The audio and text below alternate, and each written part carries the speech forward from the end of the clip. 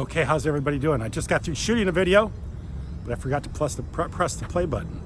So I'm gonna have to redo it. I hope I can remember everything I just got through saying. But anyway, my name is Kent. The channel is EOS San Diego. I make videos about the EOS blockchain every single night. We are going to be up in San Francisco, so hopefully I get a chance to meet a lot of people up in San Francisco. The hackathon, San Francisco hackathon will be, I think the 9th and the 10th of November, and I think I'll be up there the 11th too. So hopefully a lot of people turn out and we get to meet a lot of people up there. Also, I want to mention that we are block producers. We are EOS San Diego #1, EOS San Diego #1, and we're trying to get up into the top 21 spot. That requires a lot of votes, and we need every single vote. So I would appreciate if you vote EOS San Diego #1. And if you do, leave me a comment and I will comment back with a heart and thank you for voting for EOS San Diego #1. I really appreciate it. Thank you very much. What I want to talk about tonight is I made a video a couple nights ago about the price going up. And one of the reasons why I believe price will go up is because of the ETFs, the Bitcoin ETFs.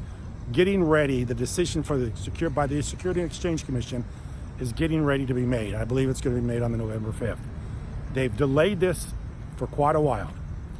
But what I want to talk about is how this has been in process for a long, long time.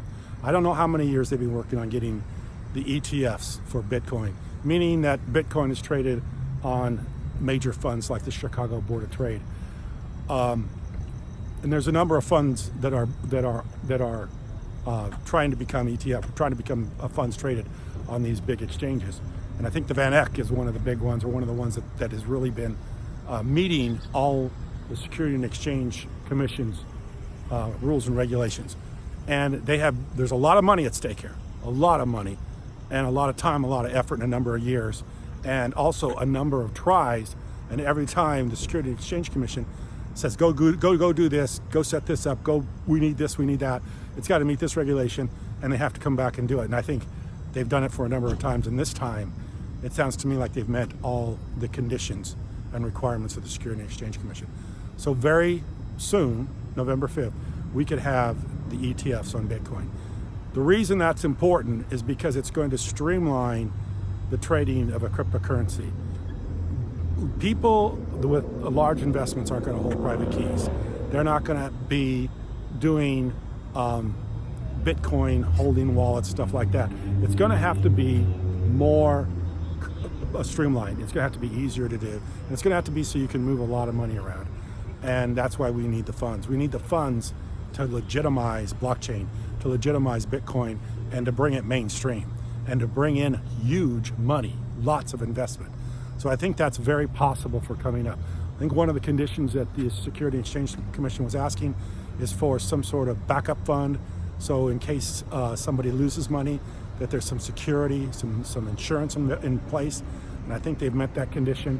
And there's a couple other conditions, I could go through them, but there's a lot of videos on that, you can check it out. But I think this could be the time that the ETFs come through. So if we get the ETFs, it's going to move the whole market. Of course, the market's been trading fairly soft lately, sideways, and this could move the whole market up, including EOS, including all cryptocurrencies, and bring a lot of money into cryptocurrencies.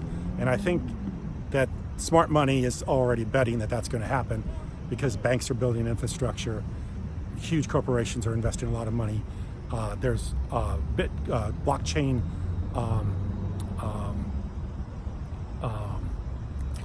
the blockchain patents that are coming out. A lot of people are patenting different ideas of blockchain. So this is all happening, lots of money being spent. I think this is very near coming. And when it does, it's going to move the whole market. The other thing I think that's happening, and it's maybe just a little bit further out, is that the United States dollar has been world reserve currency for a number of years. Since 1971, basically, when the United States took itself off the gold standard, so they created a lot of paper, a lot of fiat. Use that fiat to trade around the world, bring in a lot of stuff into the United States, of which the United States quit manufacturing a lot of stuff because they didn't need to manufacture anymore because they had a lot of cheap money to give away. And when they gave away the cheap money, they got a lot of goods brought in. So a lot of manufacturing went away, but in turn, the United States benefited by bringing in a lot of cheap being able to buy a lot of stuff, with paper money, with fiat currency. So what the United States is doing now is they're saying, we're shutting that down. We're not going to do that anymore. We're going to build our own manufacturing. We're going to bring jobs back to the United States, and we're not going to bring in cheap items anymore. We're not going to give you our paper currency and bring in the stuff. We're going to put in trade barriers. We're going to put up tariffs and taxes and no more cheap stuff coming to the United States, because now we're going to do it ourselves.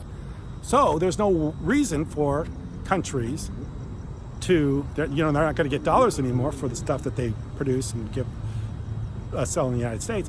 So they're not bringing dollars anymore. So since they don't have dollars anymore, there's no reason they're probably not going to hold them, because they're not going to be buying stuff from the United States so much. Probably not, because the United States isn't selling a whole lot right now, except for farm commodities. They don't build a lot of stuff, electronics and stuff like that in the United States anymore. So there's no reason for people to buy it or hold it, the U.S. dollar. So maybe there's probably going to be a new world reserve currency, because people aren't going to be trading in dollars anymore, because now the United States is shutting that down, because they're putting up barriers and tariffs. So if there's no United States dollar as the world reserve currency, then what's going to replace the world reserve currency, the United States dollar, is going to be some digital currency. Some digital currency, probably, because I don't see another fiat currency coming in and being held by the entire world to trade. Because in this digital age, why would you bring another currency in, another fiat currency in as a world currency, when the world is trading digitally, and the world is trading without barriers and borders? The world is trading without any kind of barriers and obstacles and tariffs and trades and stuff like that. The world wants to trade on a level playing field. So there's going to be another world currency. Probably is going to be a cryptocurrency. Could be any cryptocurrency, including EOS, Bitcoin, whatever. But there's going to be something that the world's going to trade with, not the US dollar. Because the US dollar is shutting down. People are going to not need it anymore, because we're not sending them out anymore. We're not going out and buying all kinds of crazy stuff from the world and bringing it in the United States, because now we're putting trade barriers up. So I believe another currency, world currency, is going to be in effect, and I believe it's going to be a digital currency. And I think that's going to help all digital currencies, all cryptocurrencies, all blockchains. It's going to make everything go much higher. That's going to be a little bit in the long term. In the short term, it's going to be the ETFs. These are the reasons why the price is going to go a lot higher. And it's going to continue to go higher, consistently going higher, because this is coming right in the nick of time. Right in the nick of time, where we need something to fill the void of the U.S. currency, the U.S. dollar being world reserve currency. We need something to fill that place, to fill that void, to keep the world circulating and trading and things being liquid. We need something, and it's going to have to be a digital currency. I appreciate you watching. Thank you very much.